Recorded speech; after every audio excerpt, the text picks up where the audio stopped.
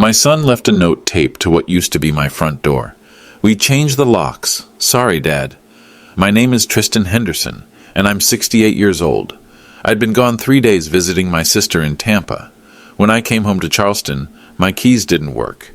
My dead wife's belongings were stuffed in garbage bags on the porch, and there was that note in my son's handwriting, but Nathan had no idea what he'd just done. See, what my son didn't know was that his poor old dad had just inherited his dead mother's $6 million business empire, including the building where Nathan rents his real estate office. I stood there reading that note, and for the first time since Elle died, I knew exactly what I had to do. Nathan thought he was throwing out a helpless widower. He was actually evicting his own landlord. I hope you'll stick around for this story. It gets better. And if you're watching this, drop a comment and let me know where you're tuning in from. I love hearing from people who understand that respect isn't optional, it's earned. Let me tell you exactly how my son destroyed his own future in one weekend. Ella had been gone 8 months. Pancreatic cancer. 42 years of marriage ended in a hospital room at MUSC. Nathan started in on me about a month after the funeral. Dad, you're living in the past.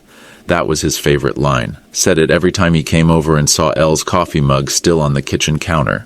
The blue ceramic one that said "World's Best Teacher's Wife." I wasn't ready to put it away. You need to move forward, he'd say, looking around our house on Elm Street like it was some kind of museum. Our house, not his house. Ours. Elle and mine. But Nathan saw dollar signs. The Charleston Historic District. Property values climbing every year. $850,000, according to the recent appraisal he'd somehow gotten his hands on. Dad, this place is too big for one person. Rachel, his wife, would nod along. 29 years old, always taking pictures for her Instagram. She had about 2,400 followers and treated that like it made her some kind of influencer. It's so much house to maintain, she'd say, already planning how to redecorate in her head. What they didn't know was that I could hear them talking in the kitchen.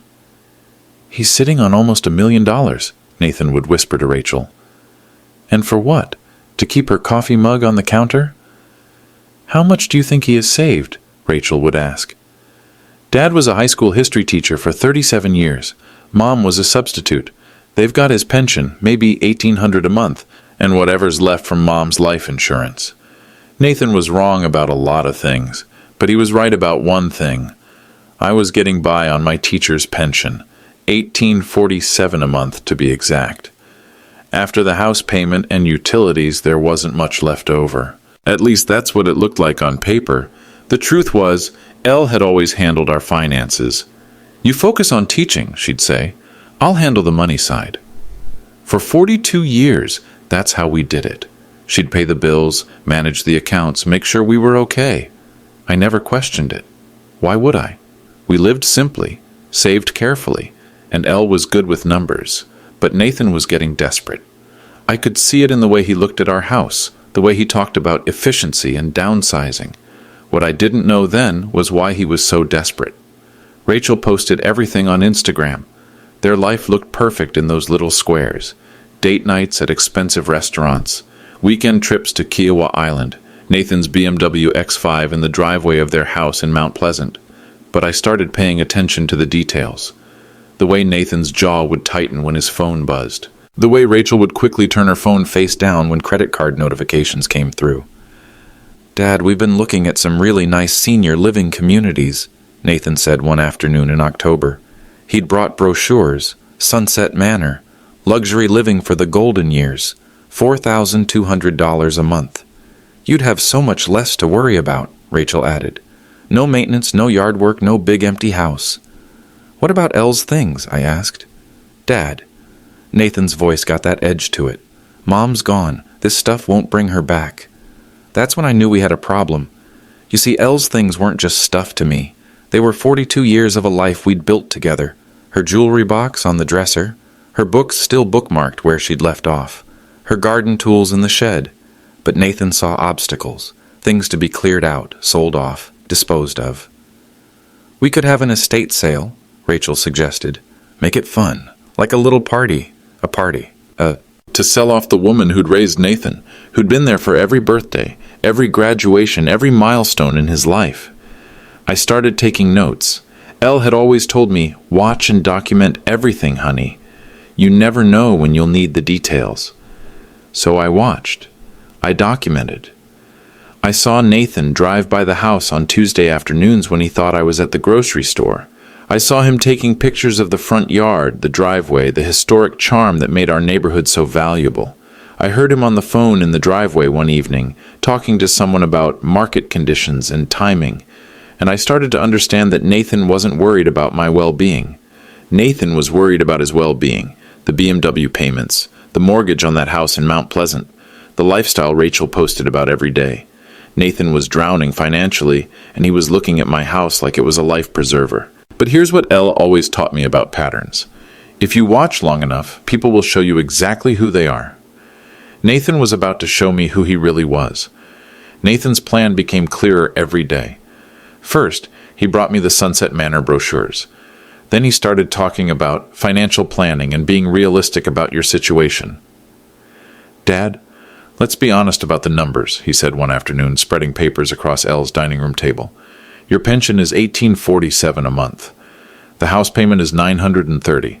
Add utilities, insurance, maintenance, you're barely breaking even. He wasn't wrong about the numbers. What he didn't know was that the numbers weren't the whole story. At Sunset Manor, everything's included, Rachel chimed in. Meals, housekeeping, activities. You'd actually save money. $4,200 a month versus my current expenses of about $1,500. Their math didn't add up, but they kept pushing. Think about it, Dad.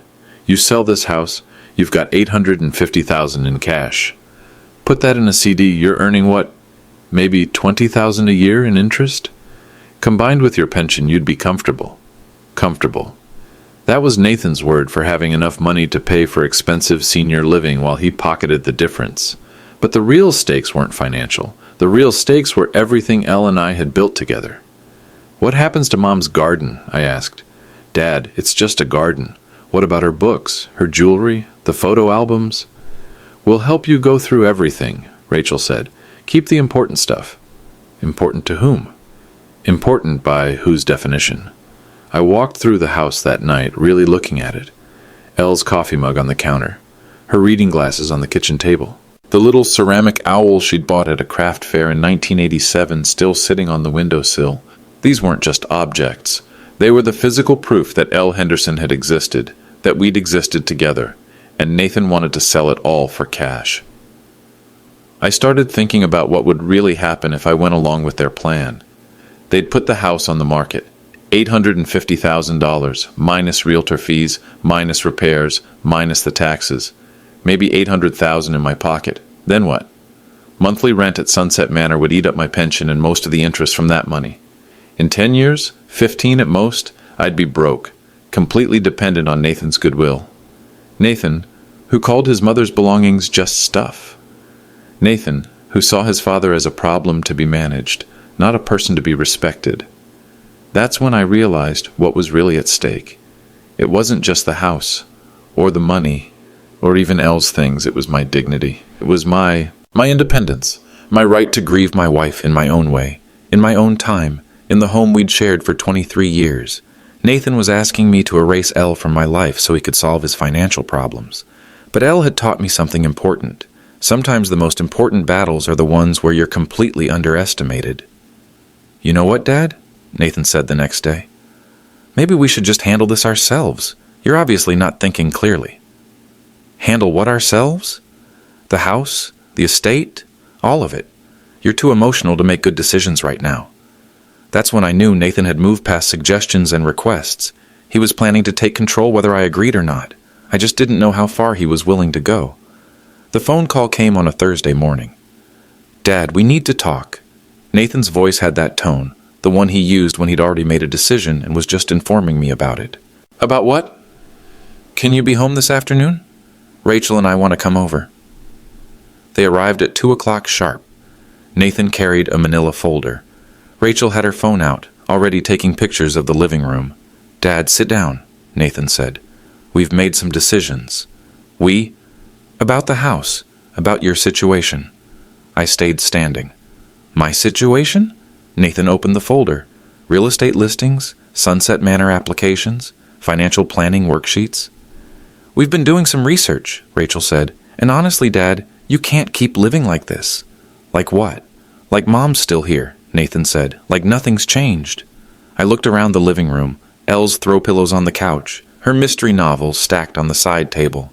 The family photos on the mantel. Nathan's high school graduation. His wedding. Christmas morning stretching back decades.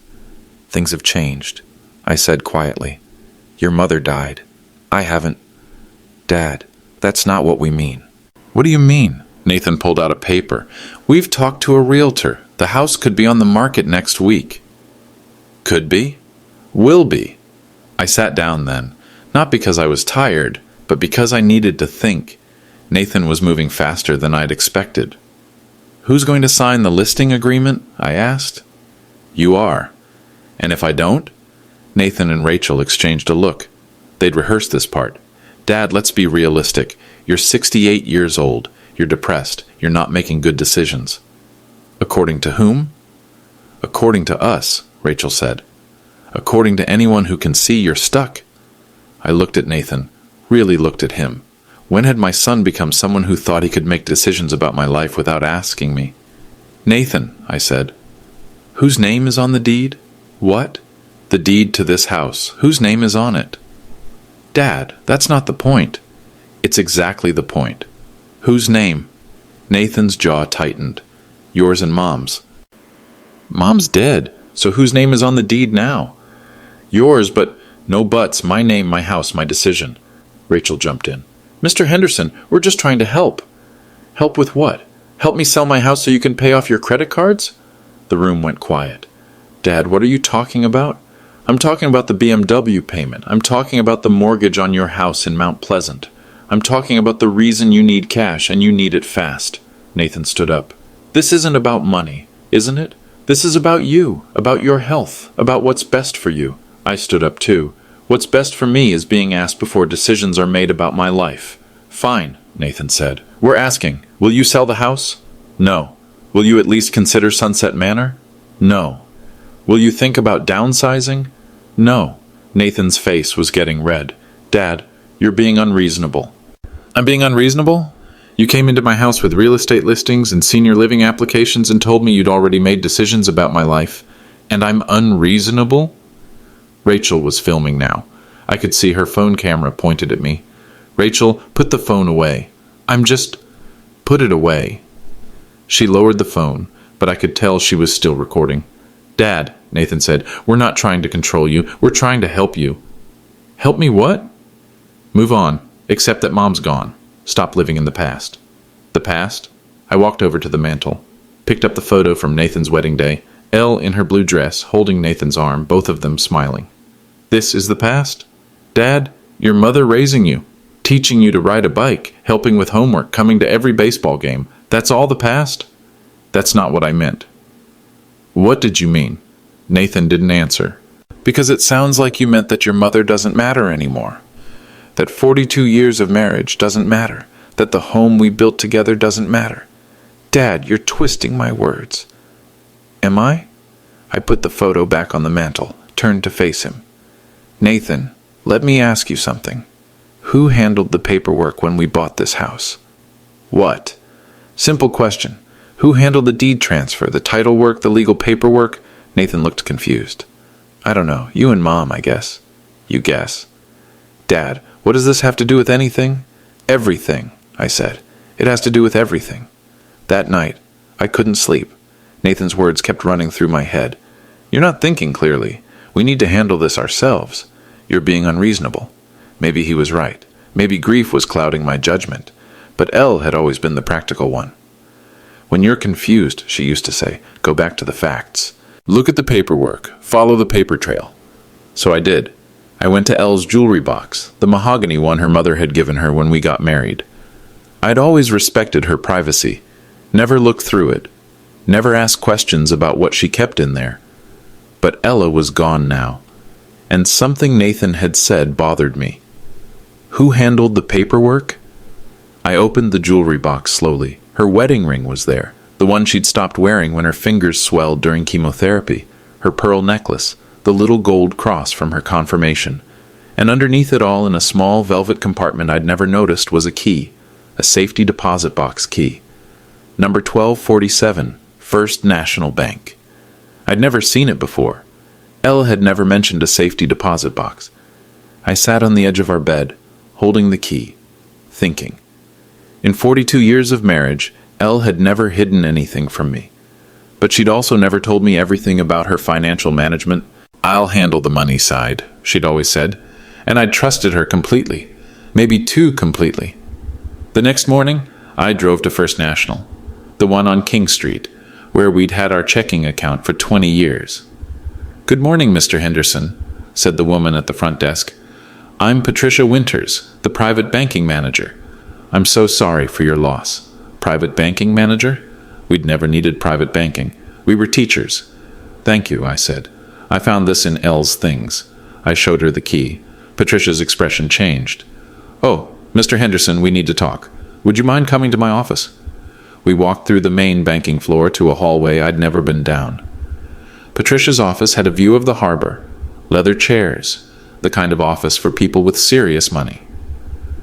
"Mr. Henderson, I've been wondering when you'd come in.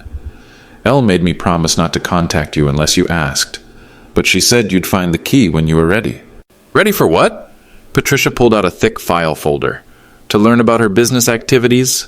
"Business activities?" "Mr. Henderson, your wife was a remarkable woman. Over the past 20 years, she built quite an impressive portfolio." Patricia opened the folder. Bank statements, business incorporation papers, property deeds. My hands were shaking as I read the first page. Hilltop Realty LLC, with Elle's name as president and sole shareholder. "How many businesses?" I asked. 12, Patricia said. "All small, all local, all profitable. Elle was what we call a silent partner investor. She'd identify struggling local businesses, invest quietly, help them grow, and take a percentage of the profits." I stared at the papers. Downtown Coffee Holdings, River Plaza Properties, Ashley River Construction Company. "She never told me. She said she didn't want you to worry about the details." "She said you had enough to handle with teaching and she enjoyed the business side." Patricia turned to another section of the file. "Mr. Henderson, are you familiar with the property at 847 River Plaza Drive?" "No. It's a commercial building, office spaces. Your wife bought it in 2018. Patricia handed me another document, a lease agreement. Nathan Henderson Real Estate was listed as the tenant in Suite 302. My son was renting his office space from his mother, and he'd never known it." "Patricia," I said slowly, "what's the total value of Elle's portfolio?" She pulled out a summary sheet. "As of last month, $6.4 million. The room went quiet, except for the sound of the harbor outside Patricia's window. $6.4 million. Elle, my substitute teacher wife, had built a $6.4 million business empire over 20 years. And she'd never said a word. "There's something else," Patricia said softly. She handed me an envelope with my name on it in Elle's handwriting. "She left this for you." I read Elle's letter in my car in the bank parking lot. "My dearest Tristan," it began. "If you're reading this, then I'm gone, and someone in our family needs to learn about respect." My hands were shaking as I read on. "I never told you about the businesses because I wanted you to focus on what you loved, teaching those kids. But I also never told you because I knew someday we might need leverage. Tristan, honey, I've been watching Nathan since he was a teenager. He's always been entitled, always assumed things would just come to him. I love him, but love doesn't mean enabling." The letter went on for 3 pages. Details about each business, instructions about the legal paperwork, and a warning. If Nathan ever tries to take advantage of your grief, if he ever tries to push you around or take what's ours, you show him these papers. You show him who really has the power in this family. Love, Ella. I sat in that parking lot for an hour, reading and rereading Elle's words. Then I drove home. Nathan's BMW was in my driveway. I walked in to find boxes everywhere. My belongings, Elle's belongings, everything we'd collected over 42 years of marriage, packed away like we'd never existed. "Dad," Nathan called from the kitchen. "Perfect timing. We've got the moving truck coming tomorrow." I found them in the living room. Nathan with a clipboard, Rachel with her phone, both of them directing 2 young men from Swift Movers. Careful with that lamp, Rachel was saying. It might be worth something. Elle's reading lamp, the one she'd used every night for 20 years. Nathan, I said quietly, what's going on here? We're helping you pack. Sunset Manor has an opening and we grabbed it. You're moving in on Monday. I never agreed to that. Dad, we talked about this. You're not thinking clearly right now. One of the movers, a kid who couldn't have been more than 20, looked uncomfortable. Sir, is this your house? Yes? And you want us to pack your stuff? Nathan jumped in before I could answer. He's confused. We're handling the arrangements. The kid looked at me. Sir, I need to hear it from you. Do you want us to pack your belongings? No, I said. I don't. Nathan's face went red. Dad, stop being difficult. I'm not being difficult. I'm being clear. This is my house. These are my belongings, and I'm not moving. Gentlemen, Nathan said to the movers, like I explained on the phone, my father has been struggling since my mother died. We're just trying to help him. The older mover, a guy in his 40s, looked back and forth between us. Look, I don't want to get in the middle of family business, but we can't pack someone's stuff if they're saying no. He doesn't know what he's saying, Rachel said. Ma'am, he seems pretty clear to me. That's when Nathan lost his temper. Dad, this is ridiculous. You can't live here anymore. You can't take care of yourself. You can't even handle your own finances. Can't I? Something in my tone must have registered because Nathan stopped talking. Nathan, let me ask you something. Where do you pay rent for your office? What does that have to do with anything? Humor me. Where? River Plaza Building, Suite 302. Dad, what? 847 River Plaza Drive? Yes, but... I pulled out the lease agreement Patricia had given me, handed it to Nathan. He read it once, then again. His face went white. What is this? Your lease agreement? This says the landlord is River Plaza Properties, LLC. That's right. But this says the owner is... Nathan's voice trailed off as he read Elle's name on the signature line. Your mother, Nathan. Your mother was your landlord. Rachel looked over Nathan's shoulder. Wait, what? Mrs. Henderson owned Nathan's building? She owned 12 businesses, Rachel. 12, $6.4 million worth. The room went completely silent. Even the movers stopped what they were doing. Nathan sank into Elle's reading chair. That's impossible. Is it? You think your mother was just a substitute teacher for 20 years? You think we lived on my pension and nothing else? I pulled out Elle's business portfolio, laid it on the coffee table. Hilltop Realty, Downtown Coffee Holdings, Ashley River Construction. Should I keep going? Rachel was filming again, but her hands were shaking. Nathan, did you know about any of this? Nathan couldn't speak. He just stared at the papers. Here's what's really interesting, I continued. According to these documents, Ella left everything to me. The businesses, the properties, the investments, everything. I looked at Nathan. Including your office building. The older mover cleared his throat. Sir, should we unpack these boxes? Yes, I said. Please put everything back exactly where you found it. Nathan finally found his voice. Dad, this doesn't change anything. You still can't live here alone. You still need help. Do I? I pulled out my phone and called Patricia Winters. Patricia? It's Tristan Henderson. Could you do me a favor? Could you call my son Nathan and explain his lease situation? He's right here if you want to talk to him. I handed Nathan the phone. We all listened to one side of the conversation. Yes, this is Nathan Henderson. What do you mean, review the terms? What lease violation? I don't understand. My father owns the building? Since when? My mother never mentioned. What do you mean I'm 3 months behind on rent? Nathan hung up the phone. His hands were shaking. Dad, I can explain about the rent, can you? Business has been slow, and with the economy, Nathan, you owe my estate $9,000 in back rent. Your estate? Elle's estate, which is now my estate, which means you owe me $9,000. Rachel had stopped filming. She was staring at Nathan like she'd never seen him before. Babe, she whispered, you never told me you were behind on rent. It's temporary, Nathan said quickly. Just a cash flow issue. 3 months? The movers had finished unpacking. The older one handed me an invoice. Sir, since the job got canceled, there's no charge, but, He looked around the room. Good luck with everything. After they left, the three of us stood in the living room surrounded by Elle's belongings back where they belonged. Dad, Nathan said finally. "We need to talk about this." "Do we? I'm your son. Are you? Because sons don't pack up their father's house without permission." Sons don't try to steal their father's home. Sons don't throw away their mother's belongings like garbage. Nathan had no answer for that. But landlords, I continued, landlords do evict tenants who don't pay rent. Nathan called an emergency family meeting for the next morning. He arrived with Rachel, a stack of papers, and a lawyer. "Dad," he said, "I've been thinking about this all night. There has to be some kind of mistake." "What kind of mistake?" "About Mom's businesses, about the money. None of this makes sense." The lawyer, a thin man in an expensive suit, introduced himself as James Morrison, Nathan's colleague from the real estate office.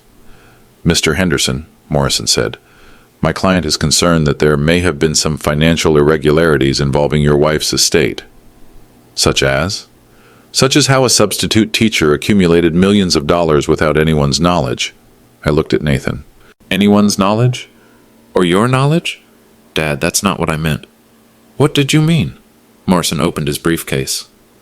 "Mr. Henderson, we'd like to request a full audit of your wife's financial activities, just to ensure everything was above board." "Above board?" "You understand the implication," Morrison said. $6 million is a lot of money for someone in your wife's position to accumulate legitimately. The accusation hung in the air like smoke. Nathan was suggesting that Elle had done something illegal, that my wife of 42 years, the woman who'd raised his ungrateful son, was a criminal. I stood up slowly. "Mr. Morrison, let me show you something." I went to the kitchen and brought back Elle's business files, all of them. 20 years worth of documentation. Here's the first business Elle invested in, Downtown Coffee Holdings, 1998. She put in $15,000 of her own savings to help Sam Rodriguez keep his coffee shop open after Hurricane Hugo damage. I opened the file. Here's the partnership agreement. Here's the profit-sharing documentation. Here's 26 years of quarterly payments. Morrison examined the papers. "This appears to be legitimate." "Appears to be." I opened another file. Hilltop Realty, 2003. Elle invested $22,000 to help Linda Walsh start a small property management company. Here's the SEC registration. Here's the business license. Here's the tax returns. File after file, business after business, investment after investment. "Your wife was quite the entrepreneur," Morrison admitted. "My wife was quite the community member. She saw local businesses struggling and helped them succeed.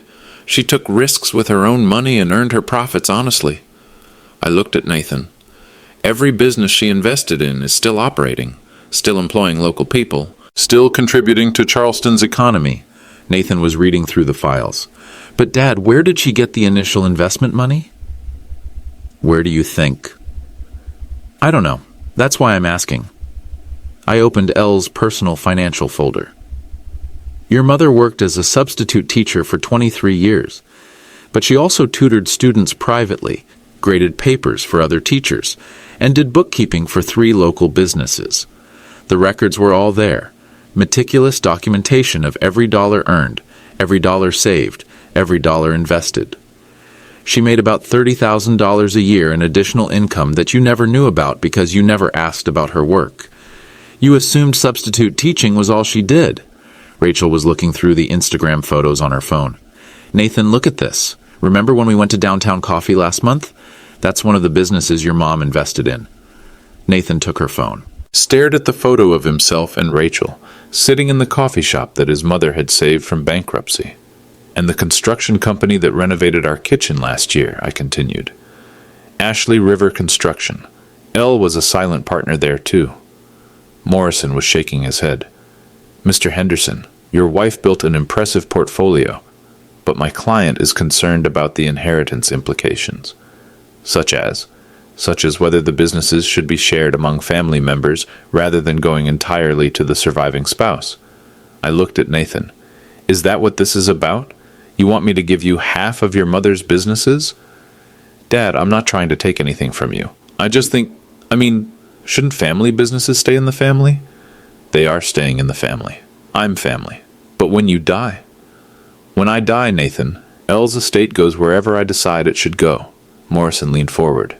Mr. Henderson, surely you want to provide for your son's future. Do I? The question hung in the air. Let me ask you something, Mr. Morrison. If your son tried to steal your house, throw away your wife's belongings, and force you into a nursing home against your will, would you be concerned about his future financial security?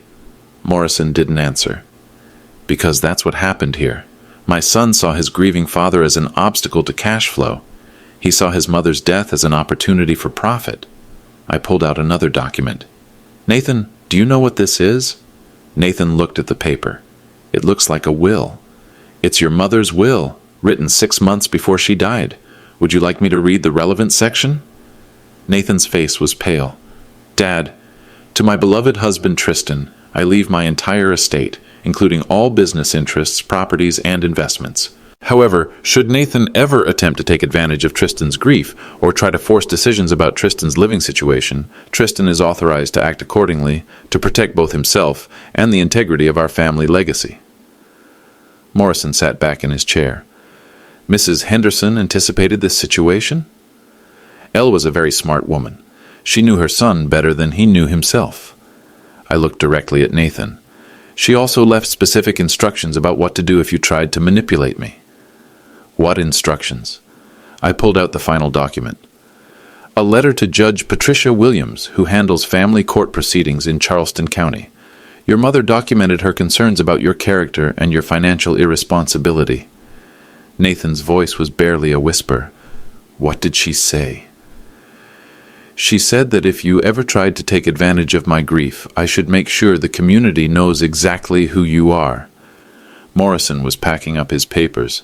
Mr. Henderson, I think there's been a misunderstanding. My client never intended. Your client intended exactly what happened. He tried to steal his father's house and manipulate his father's grief for financial gain. I stood up and walked to the front door. Gentlemen, this meeting is over. Morrison left quickly. Nathan stayed behind. Dad, please, let's talk about this. Talk about what? About us. About the family. About how we move forward. Nathan, do you know what your mother told me the night before she died? Nathan shook his head. She said, Tristan, honey, I've set everything up so you'll be protected. But Nathan's going to have to learn the hard way that respect isn't something you inherit. It's something you earn. I opened the front door. You haven't earned it, Nathan. You've lost it. Dad, I'm sorry. I made a mistake. You made a choice. You chose to see your father as weak and your mother's death as profitable. Those weren't mistakes. Those were revelations. Nathan walked to the door, then turned back. What happens now? Now you learn what consequences look like. What does that mean? I handed him an envelope. It means your rent is due. $9,000 in back payments, plus this month's current rent. Total, $12,000. Nathan opened the envelope. It was an official notice from River Plaza Properties, LLC. And if I can't pay? Then you'll learn what eviction feels like. Nathan left without another word. That afternoon I called Patricia Winters. Patricia, I need to ask about something. In Elle's portfolio, are there any businesses that Nathan frequents? Places where he's a regular customer? Patricia checked her files. Well, there's Downtown Coffee Holdings, Ashley River Construction, and... Oh, this is interesting. Riverfront Catering. Nathan Henderson Real Estate uses them for all their open houses and client events. How much does Nathan's company owe them? Let me check. About $4,000 in unpaid invoices. Patricia, I'd like to call in that debt. Are you sure, Mr. Henderson? I'm very sure. Elle had taught me that power isn't about what you can take from people. It's about what you can give them, and what you can take away when they don't deserve it anymore. Nathan was about to learn that lesson firsthand. Nathan's real estate office grand opening was scheduled for November 15th, a big celebration. Important clients, local business leaders, the mayor. Nathan had been planning it for months. He'd rented the conference room at the Riverfront Hotel, ordered catering from Riverfront Catering, invited half of Charleston's business community. What Nathan didn't know was that I owned a piece of both the hotel and the catering company. The morning of the grand opening, Patricia Winters and I had breakfast at Downtown Coffee, another one of Elle's investments. Are you sure about this, Mr. Henderson? Patricia asked. It's going to be very public. Elle always said that private lessons don't stick. Public lessons do. The catering company is ready to act on your instructions. And the hotel? The conference room lease can be terminated with 24 hours notice for non-payment of associated vendor fees. I looked around the coffee shop. Elle had saved this place 26 years ago. Sam Rodriguez still ran it, still employed 12 local people, still served the best coffee in Charleston. Elle would approve, I said. At 11 o'clock, I got a call from Nathan. Dad, we need to talk. About what? About this. His voice was tight with panic. Riverfront Catering just canceled our event. They say we owe them $4,000 and they won't provide service until it's paid. That's unfortunate timing. Dad, the grand opening is in 3 hours. We've got 80 people coming. The mayor, the Chamber of Commerce president, all our biggest clients. Have you tried other caterers? On 3 hours' notice? For 80 people? Dad, this is my business we're talking about. I know exactly what it is. There was a long pause. Dad, did you do this? Did I do what? Did you tell them to cancel our catering? Nathan, I don't tell businesses how to operate. I just own them. Another pause. How much do you own? 40% of Riverfront Catering, 30% of the Riverfront Hotel, 60% of Downtown Coffee. Should I keep going? Nathan's breathing was audible over the phone. Dad, please, this is my career. Is it? Because from where I sit, it looks like your career has been built on businesses owned by the woman whose belongings you threw away.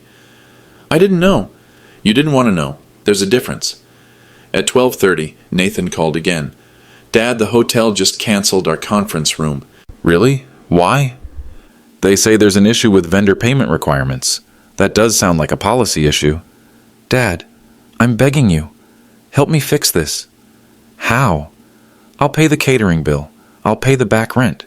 I'll pay whatever you want. With what money? Nathan didn't answer. Nathan, you're $78,000 in credit card debt. Your mortgage is 3 months behind. Your business owes money to half the vendors in Charleston. What exactly are you going to pay me with? I'll figure something out. Will you? Because from what I can see, your strategy for financial problems is to steal your father's house. At 1 o'clock, I drove to the Riverfront Hotel. The lobby was full of people in business suits looking confused. Nathan's guests arriving for an event that was no longer happening. I found Nathan in the bar, sitting alone with a glass of whiskey. Hello, Nathan. Dad? He didn't look up. Come to watch? Come to talk. I sat down across from him.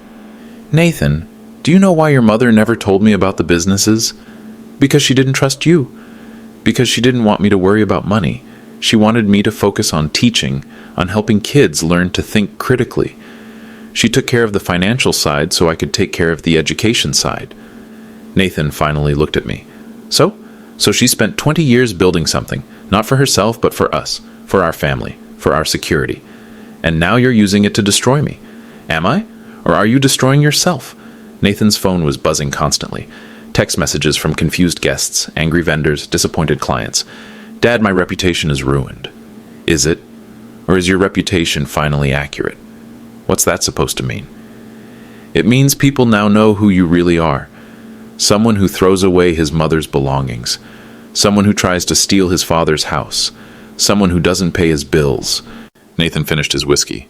So what now? You destroy my business? Take away my livelihood? Leave me with nothing? Nathan, I'm not taking anything from you that was yours to begin with. What does that mean? I pulled out a document. It means your office lease is terminated as of Monday morning. Nathan read the eviction notice. Dad, you can't do this. I'm not doing it. You did it. When you stopped paying rent 3 months ago. I'll get the money. From where? I'll sell the house.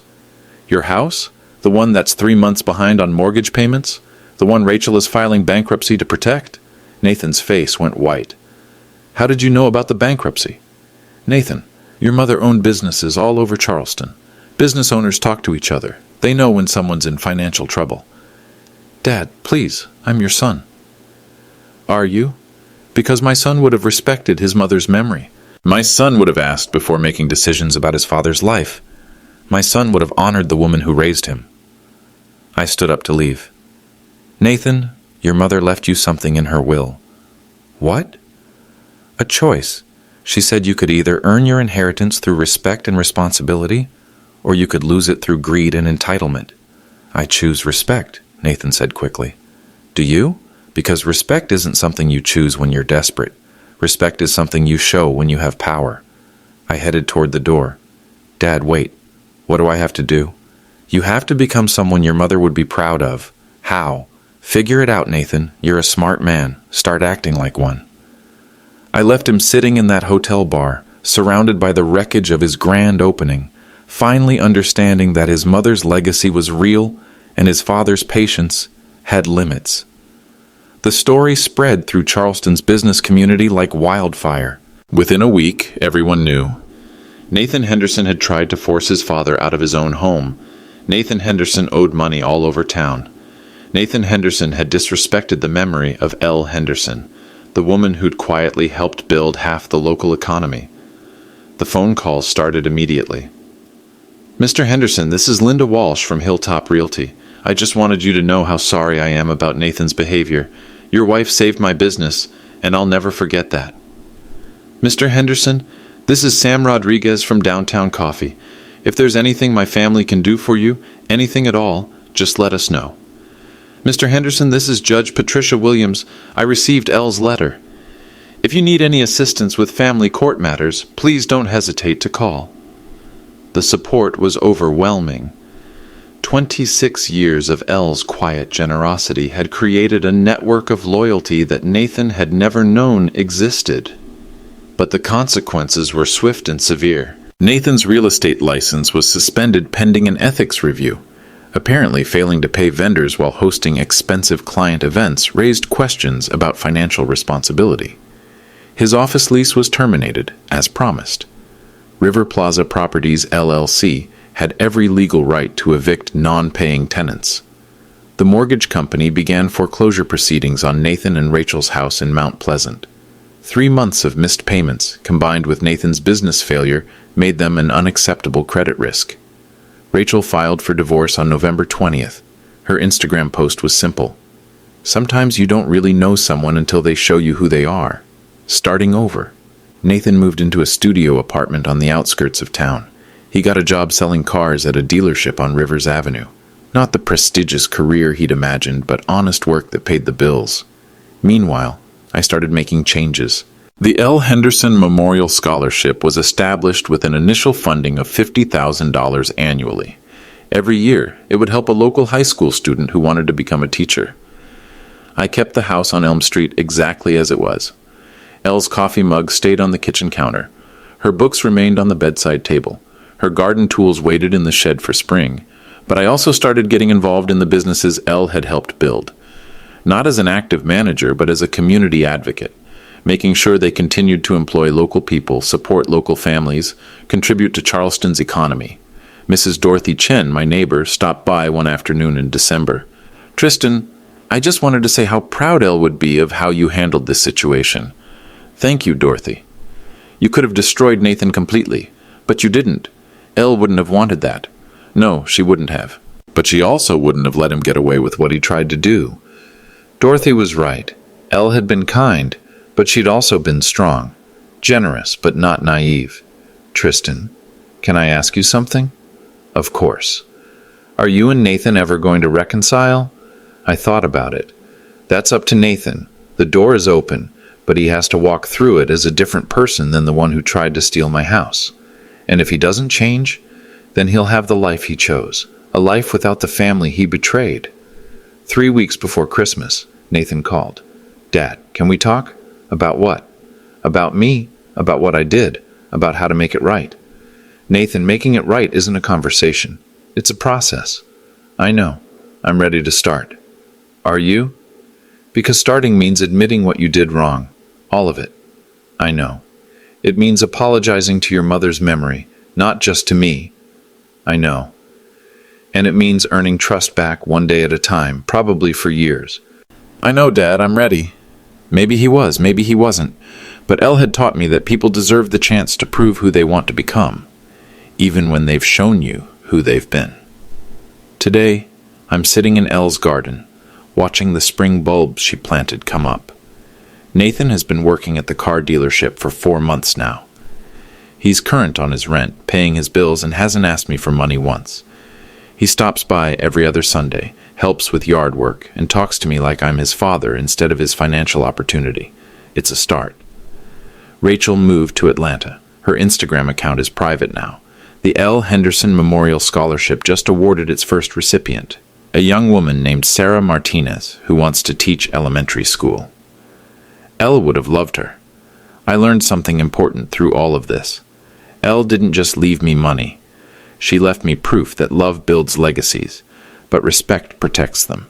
The note is still in my wallet. We changed the locks. Sorry, Dad. A reminder that family isn't about blood, it's about boundaries. If you've dealt with family members who don't respect boundaries, share your story in the comments. Sometimes people need to hear they're not alone.